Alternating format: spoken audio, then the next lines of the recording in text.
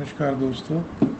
आज हम आपको बताएंगे कि एक्यूट स्ट्रेस डिसऑर्डर क्या होता है। एक्यूट थोड़े काल का, स्ट्रेस का मतलब चिंता, और डिसऑर्डर क्या होता है। ये एक मेंटल हेल्थ कंडीशन है जो किसी दर्दनाक घटना के बाद हो जाती है। ये डिसऑर्डर किसी अप्रिय घटना के तुरंत बाद शुरू हो सकता है या उससे 4 से 6 सप्ताह तक रह सकता है।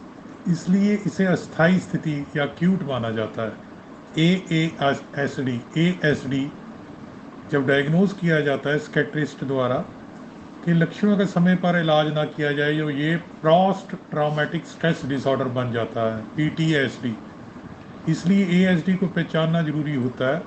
आज हम क्यूट स्ट्रेस डिसऑर्डर के कारण, लक्षण व इलाज के बारे में आपको लेक्चर बताएंगे। कोई भी दर्दनाक घटना एक्यूट स्ट्रेस डिसऑर्डर का कारण बनती है। दरअसल किसी व्यक्ति में एक या अधिक दर्दनाक घटनाओं का अनुभव करने के बाद ASD विकसित हो जाता है। ये दर्दनाक घटना व्यक्ति के शारीरिक, भावात्मक, इमोशनल या साइकोलॉजिकल, मनोवैज्ञानिक नुकसान का कारण बन सकती है। उसकी प्रोडक्टिविटी पे भी असर पड़ता है। मान लीजिए किसी ऑर्गेनाइजेशन का वो मेंबर है, एम्प्लॉई है या एम्प्लॉयर है, तो उस पर असर पड़ेगा। तो प्रोडक्टिविटी के साथ भी जुड़ा चैप्टर ये है। परिवार के किसी सदस्य की मौत हो जाना, गंभीर चोट लग जाना जिससे बंदे को लगे कि मैं तो अपाहिज हो गया, या नेचुरल कैलामिटी हो जाना, रोड एक्सीडेंट देखना, यौन शोषण या डोमेस्टिक वायलेंस, ब्रेन में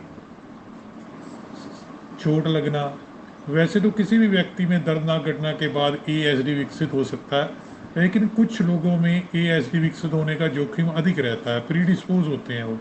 बार बार दर्दनाक घटना का अनुभव करने वालों लोगों में, मानसिक स्वास्थ्य विकारों का इतिहास वाले लोगों में, 40 वर्ष से अधिक उम्र के बाद पुरुषों की तुलना में महिलाएं में अधिक होता है। अक्यूट स्ट्रेस डिसऑर्डर के लक्षण। कई बार जब किसी व्यक्ति के साथ कोई घटना घटती है तो वह लंबे समय तक उसके बारे में सोचता रहता है। इस घटना के विचार दिन भर व्यक्ति के दिमाग में चलते रहते हैं। जब किसी घटना के बाद ये लक्षण नजर आए तो इसे एक्यूट स्ट्रेस डिसऑर्डर, क्योंकि आम व्यक्ति इतने लंबे समय तक उस स्टेटस को चिपका नहीं रहता। घटना को ना भूलना, नेगेटिव सोचना, घटना वाली जगह पर ना जाना, फोबिया हो जाता है। वह उन विचारों, लोगों और स्थानों से बचते हैं, उनसे दर्दनाक घटना से जोड़ते हैं। इसलिए उस स्थिति को ASD का लक्षण माना जाता है। तनाव में रहना, भूख न लगना। एक्यूट स्ट्रेस डिसऑर्डर का इलाज एक सामान्य स्थिति है, किसी भी व्यक्ति को तब हो सकती है जब किसी दर्दनाक घटना का अनुभव होता है। तो तनाव, अनिद्रा व नेगेटिविटी जैसी लक्षण नज़र आ सकते हैं। इसलिए अपने दोस्तों, परिवारों के लोग से बातचीत करिए, साइकोथेरेपी, टॉक थेरेपी और डॉक्टर के संपर्क में साइकियाट्रिस्ट के आइए।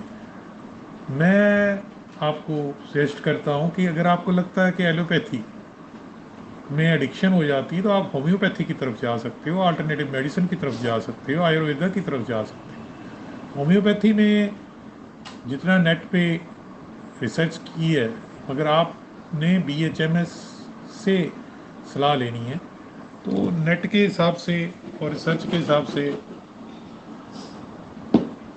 इग्नेशिया, जेल्सियम, एकोनाइट, कैलकेरिया, काम्फोरा, जिसको कैम्फर कहते हैं, एसिड फोस, काफिया, वेरेटम, ये कुछ दवाएं हैं जिनका चयन मरीज के लक्षणों के आधार पर किया जाता है, उसकी पर्सनैलिटी पे।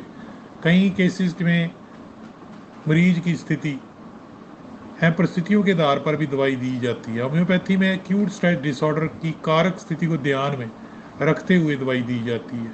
इन दवाइयों का प्रयोग अनुभवी होम्योपैथिक चिकित्सक के परामर्श के अनुसार ही किया जाना चाहिए। तो खुद ऐसी चीज़ नहीं करनी चाहिए। स्पिरिचुअल मेडिटेशन, ध्यान लगाना है आपने। कॉग्निटिव बिहेवियर थेरेपी, इसे CBT के नाम से भी जाना जाता है। एक्यूट स्ट्रेस डिसऑर्डर के शुरुआती नजर आने पर डॉक्टर CBT यानी कॉग्निटिव बिहेवियरल थेरेपी को भी सलाह देते हैं।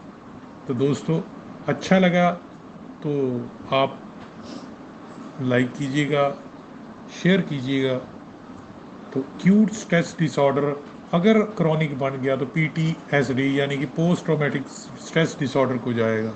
उससे लेटर ऑन सेक्स की प्रॉब्लम भी एसोसिएट होती हैं, प्री मेच्योर एजैकुलेशन या लॉस ऑफ लिबिडो भी हो सकता है, इतना स्ट्रेस लेता है बंदा और मैरिज टूट भी सकती है। तो इसमें जितना स्ट्रेस आदमी लेगा उतना स्पर्म की काउंट पे भी असर पड़ सकता है। धन्यवाद।